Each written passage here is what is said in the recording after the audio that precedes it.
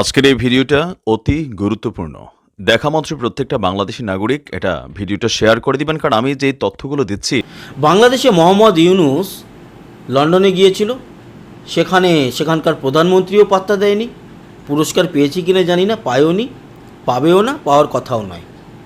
আর এই নোংরা লোকটি আবার তারেক রহমানের সঙ্গে, বিএনপির যে খালেদা জিয়ার সন্তান ছেলে, তার সঙ্গে একটি মিটিংও করেছে। সেখানে সে রাষ্ট্রপতি হওয়ার জন্য আবেদন জানিয়ে তারেক রহমানকে ক্ষমতা হস্তান্তর করার মতো একটা বিষয় নিয়ে কথা বলেছে। এবার বিষয় হচ্ছে যে এই তারেক রহমান, এই বিএনপি আসতেই পারে, ভোটে জিতে আসলে ভারত পাশে থাকবে, মোহাম্মদ ইউনূসের পাশে থাকবে না। ওখানে গিয়ে কি বলেছে যে শেখ হাসিনা যে ভারতে থেকে কথাগুলো বলছে তার জন্য বাংলাদেশে এই সমস্যা তৈরি হচ্ছে। তাই শেখ হাসিনার এই গণমাধ্যমে যে বক্তৃতা, এগুলো বন্ধ করার জন্য আমাদের ভারতবর্ষের প্রধানমন্ত্রী নরেন্দ্র মোদীকে বারণ করা হয়েছিল, মানে বলেছিল, অনুরোধ করেছিল। এবং নরেন্দ্র মোদী বলেছে গণমাধ্যম আমরা বারণ করতে পারি না। ঠিকই তো বলেছে। আমাদের এখানে, আমি এই মুহূর্তে দাঁড়িয়ে এইখানে বসে, ভারতবর্ষে বসে, আমি আমাদের প্রধানমন্ত্রী নরেন্দ্র মোদীর কোনো কাজ যদি খারাপ লাগে আমি গালাগালি করতে পারি। নরেন্দ্র মোদীর অধিকার নেই আমাকে অ্যারেস্ট করার, কারণ আমার ব্যক্তিগত স্বাধীনতা এবং বাক স্বাধীনতা রয়েছে। যেখানে নরেন্দ্র মোদীর আমার মতো একটা সামান্য লোকের কথার বিরোধিতা করা বা আমাকে অ্যারেস্ট করার অধিকার নেই। আমি তো পশ্চিমবঙ্গে বসে মমতা ব্যানার্জি সম্পর্কে অনেক কথা বলি, আমার বাক স্বাধীনতায় বলছি। আমি আমাকে দিয়ে উদাহরণ দিচ্ছি। আমাদের প্রতি ভারতীয়র এটাই কর্তব্য, নৈতিক কর্তব্য। সেখানে ভারতবর্ষের কোনো নাগরিক, সে ছোট হোক বড় হোক, তার বাক স্বাধীনতাতে ভারতবর্ষ নাক গলায় না, হস্তক্ষেপ করে না। কিছু ভুলভাল আছে, কিছু আছে, এগুলো নিয়ে বলে লাভ নেই, ওগুলোও আছে, কিছু আছে, সীমিত, সাধারণত নেই। আমরা চায়ের দোকানে বসে কেউ মমতা ব্যানার্জিকে গালাগালি করছে, কেউ নরেন্দ্র মোদীকে গালাগালি করছে, এগুলো আমরা করি, কিন্তু আমাদের পুলিশ অ্যারেস্ট করে না, বা কোনো পার্টিও আমাদের বিরুদ্ধে যায় না। কেন? তার কারণ বাক স্বাধীনতা। সেখানে আমরা কি করে আরেকটি দেশের প্রধানমন্ত্রী আমাদের এখানে আশ্রয়ে রয়েছেন, ওনার বাক স্বাধীনতায় হস্তক্ষেপ করব? আমরা বলবো যে আপনি বলতে পারেন না এগুলো? না, এটা ভারতবর্ষ, এটা বাংলাদেশ নয়।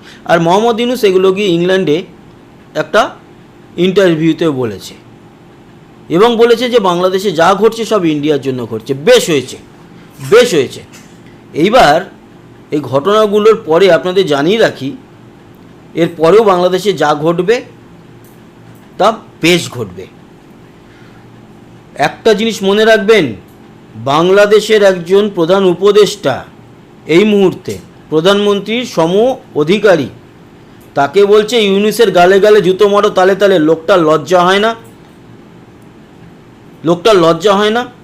আমি যদি একজন সাধারণ মানুষ হিসাবে এরকম শুনতাম, আমি ঘর থেকে বেরোনোর মতো আমার মাথা থাকতো না, মাথা নিচু করে আমি হয়তো বেরোতাম বা বেরোতামও না। আর একটা নোবেল প্রাইজ, যে কিনা টাকা দিয়ে একটা নোবেল প্রাইজ কিনে তাও লোকেদের মধ্যে ছড়িয়েছে যে আমি নোবেল প্রাইজ বিজেতা শান্তির, তার সম্পর্কে জুতো মারো তালে তালে বলা হচ্ছে, গালে গালে, আর তার কোনো লজ্জাও নেই। লজ্জা কি করে থাকবে? লজ্জা ঘৃণা ভয় তিন থাকতে মোহাম্মদ ইউনূস নয়।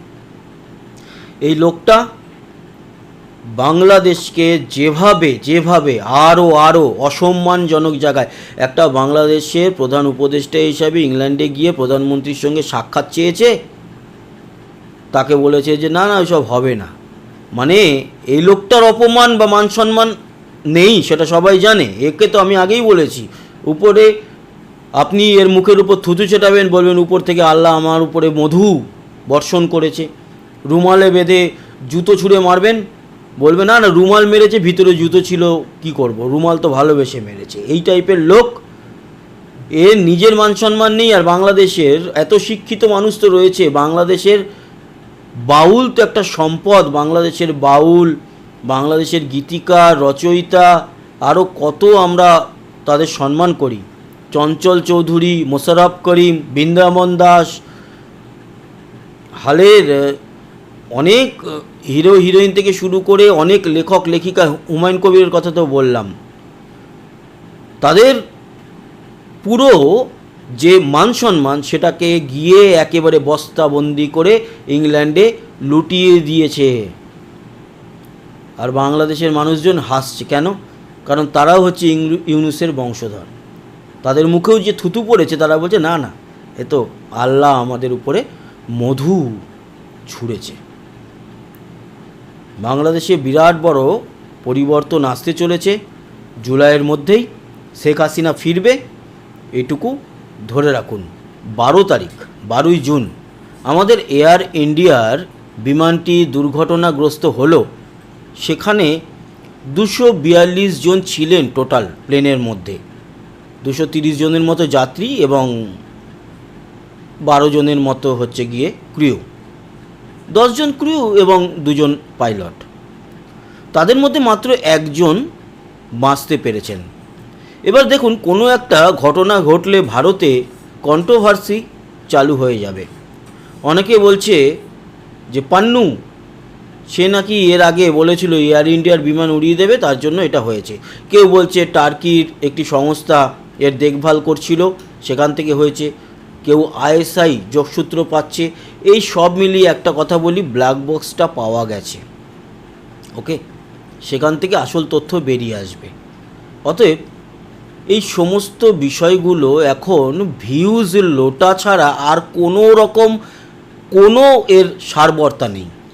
তাই আমাদের ওয়েট করতে হবে। কোনো একটা ঘটনা ঘটলে আমরা সবসময় কন্ট্রোভার্সির পিছনে দৌড়াই, মানুষও দেখে সেই ভিডিওগুলো। কিন্তু খুব সত্যি কথা বলতে একটা জিনিস বুঝতে হবে, এই ঘটনা কি সত্যি সেই সমস্ত কোনো কারণের জন্য জড়িত, নাকি একেবারে ন্যাচারাল দুর্ঘটনা? অপেক্ষা করুন। আগে থেকেই এত বড় বড় কথা বলে তো লাভ নেই, তাই না? এগুলো চলতে থাকবে।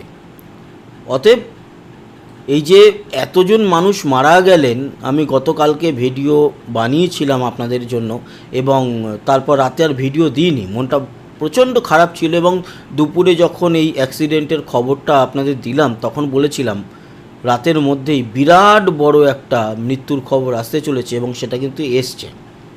242 জনের মধ্যে 241 জনের মৃত্যু। তাছাড়াও যেই বিল্ডিংয়ে গিয়ে আঘাত এনেছে, সেই বিল্ডিংয়ে ছিল হচ্ছে গিয়ে ওই ডাক্তারি পড়ুয়া স্টুডেন্টরা, তাদের মধ্যেও প্রায় 10 জনের মৃত্যু হয়েছে। তার মানে শুধুমাত্র যে বিমানের যাত্রীদের মৃত্যু হয়েছে তা তো নয়, বাইরেও সে আঘাত হেনে সেখানেও খেয়েছে সাধারণ মানুষকে। এখন কন্ট্রোভার্সি চালাতে গিয়ে, ভিউজ লুটতে গিয়ে অনেকে অনেক কথা বলতে পারে বটে, কিন্তু এতটাও হাতছাড়া করে দেওয়া উচিত নয় বিষয়গুলো, যেগুলো গিয়ে অন্য লোকরা হাসাহাসি করবে। দেখুন, যে কোনো ভারতবর্ষের হিউজ যদি পাবলিকের মৃত্যু হয়, ক্যাজুয়ালিটি হয়, তাহলে বেশ কিছু মানুষ আছে আমাদের আশেপাশের দেশ ছাড়াও আমাদের দেশের মধ্যেও, তারা কোন ধর্ম, কোন জাত, এগুলো নিয়ে আলোচনার দরকার নেই, আপনারা ভালো করেই জানেন। তারা হা হা হি হি রিয়াক্ট দেখান এবং তাদের একটা বিশেষ উৎসবের আনন্দ তারা পালন করেন। তাই তাদের বেশি আনন্দ না দিয়ে দেখতে হবে ঘটনা কেন ঘটেছে, আগামী দিনে যেন না ঘটে। প্রত্যেকের জীবনের দাম আছে। আর যারা মানুষের মৃত্যুতে হা হা হি হি রিয়াক্ট দেয়, তারা মানুষ অন্তত হতে পারে না, এটা তো সবাই জানেন। তারা আর যাই হোক, গরু হতে পারে, ছাগল হতে পারে। গরু ছাগল তো অনেক বড় ব্যাপার, গাধাও বেশ বেটার। আমার মনে হয় কীট পতঙ্গ, ব্যাকটেরিয়া হতেই পারে তারা। তো সেই ব্যাকটেরিয়াদেরকে আনন্দ না দিয়ে যেই ঘটনা ঘটেছে সেগুলোর উপরে কনসেন্ট্রেট করা উচিত। এই ফালতু খবর না ছড়ানো উচিত, কারণ ফালতু খবর ছড়ালে এই যারা ব্যাকটেরিয়া তারা ইন্সপায়ার হবে। তারা ভাববে কি যে খালিস্তানি পান্নু এরা এইটা করেছে বা তুর্কি করেছে, এই সমস্ত আনন্দে তারাও আবার কাঁধে হয়তো বন্দুক জুটবে না, লাঠি ফাটি নিয়ে বেরিয়ে যাবে, তারাও বলে আমরাও করব। এগুলো থেকে বিরত থাকা উচিত। আসল খবর দেওয়া উচিত, ভিউয়ার্স নর্মাল খবরও আসবে।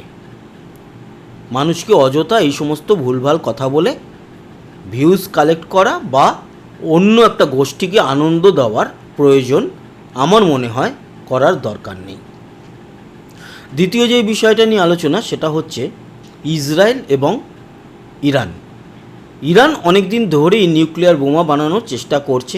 তাদের যে ইউরেনিয়াম কালেকশন সেটা 90% উপরে তারা কমপ্লিট করে ফেলেছে। তার মানে তারা প্রায় যা ইউরেনিয়াম কালেক্ট করেছে তাতে 9খানা পরমাণু বোমা আরামসে তারা বানিয়ে নিতে পারে, 9 থেকে 10খানা।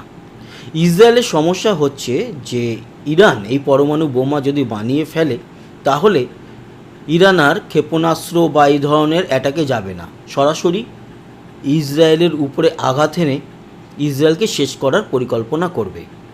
এবং ইসরায়েল খুব ছোট্ট একটা দেশ।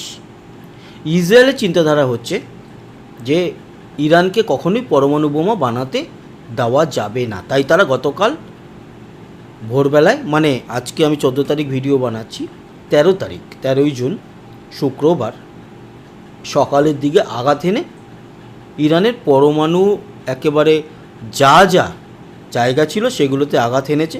কতটা ধ্বংস হয়েছে সেটা নিয়ে কন্ট্রোভার্সি থাকতে পারে, বাট যা ভিডিও বা ছবি এসছে তাতে বেশ বড় রকমের আঘাত এনেছে, এগুলো আমরা জানি।